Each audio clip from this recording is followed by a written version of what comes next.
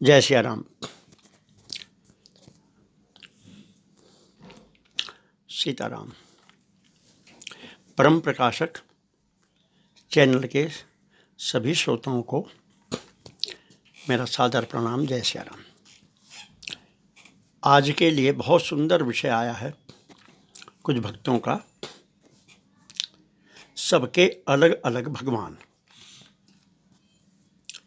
इस विषय पर आज का कार्यक्रम रहेगा। इस सूत्र की प्रेरणा श्रीमद् भगवत गीता के चतुर्थ अध्याय के 11वें श्लोक से मिलती है, जिसमें भगवान कहते हैं, ये यथा माम प्रपदन्ते तां तथैव भजाम्यहम् मम वर्तमानुवर्तन्ते मनुष्या पार्थ सर्वशः। भगवान ये घोषणा करते हैं कि मुझको जो कोई जिस भाव से भी भजता है, मैं भी उसको उसी भाव से भजता हूँ, अर्थात उसी भाव से प्राप्त हो जाता हूँ। और जितने भी अनंत कोटि जीव जगत में हैं, यानी मनुष्यों के लिए भगवत प्राप्ति होती है, तो वो जिस भी भाव से मुझको भजना चाहें, प्राप्त करना चाहें, मुझको जैसा समझें, मैं उनको उसी भाव से प्राप्त हो जाऊंगा। और इसकी ही हिंदी व्याख्या की गोस्वामी तुलसीदास जी ने बालकांड के दोहा संख्या 242 और 241 में की है। बड़ा प्रसिद्ध चौपाई है, विश्व प्रसिद्ध है। जिनकी रही भावना जैसी, प्रभु मूरत तिन देखी तैसी। भगवान राम जब वहाँ पे मंडप में जाते हैं धनुष यज्ञ के, तो जब सब लोग उनका दर्शन करते हैं, तो वहाँ का वर्णन किया है गोस्वामी जी ने। यह गीता के चौथे अध्याय के 11वां श्लोक का पर ही आधारित है। जिनकी रही भावना जैसी, प्रभु मूरत तिन देखी तैसी।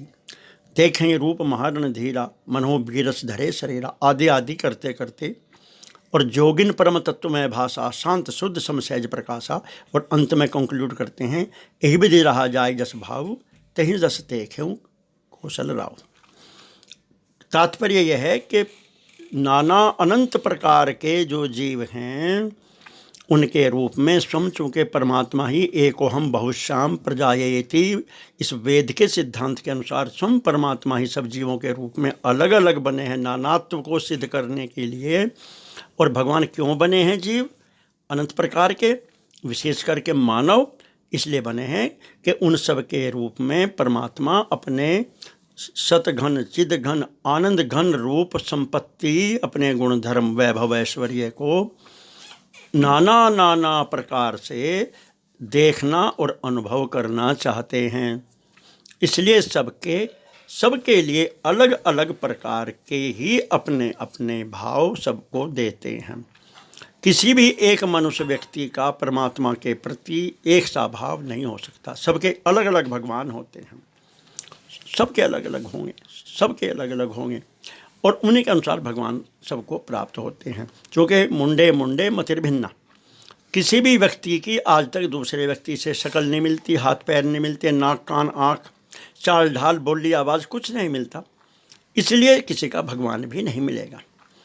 बस यहाँ पे विचारणीय प्रश्न यह है कि हम सबको ये सोचना चाहिए कि मेरे भगवान जो मैं किस प्रकार से सोचता हूँ, कैसे मैं अपने भगवान को खोजना परखना चाहिए। कि अगर मुझे आज भगवान की प्राप्ति हो, अर्थात या आज मेरा शरीर छूटने लगे, तो उस अंत समय में मैं कैसा भाव करूँगा कि मुझको भगवान इस रूप में प्राप्त हों, तो वही उसका भगवान है।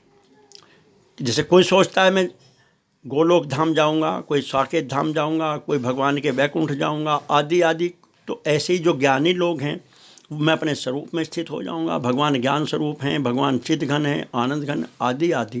तो सबके पास अपनी मति के अनुसार परमात्मा के बारे में संबंध में सबका के पास उसका अलग अलग अर्थ है।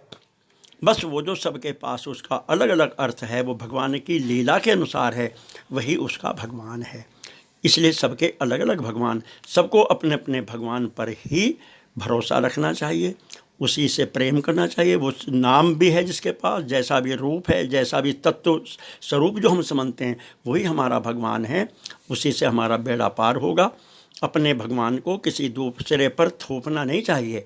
हम वर्णन कर सकते हैं, क्योंकि परमात्मा अल्टीमेट एक है, तो कॉमन तो एक है, लेकिन उसके रूप, नाम और भाव अर्थ अनेक हैं जो सब जीवों के पास होते हैं। सबको अपने अपने भगवान की ही सत्संग से, स्वाध्याय से, उसी के अनुसार अपने वेद वेदांत से उनको वहीं से प्रमाण मिलते रहेंगे। वहीं से गीता से, रामायण से, भागवत से वही प्रमाण मिलेगा, क्योंकि इसमें अनंत अनंत प्रकार के भावों का वर्णन है।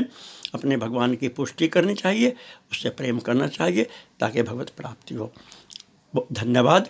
आपको यदि हमारा ये वीडियो पसंद आया हो तो आप इसको कृपया लाइक करें, सब्सक्राइब करें। धन्यवाद। जय श्री राम।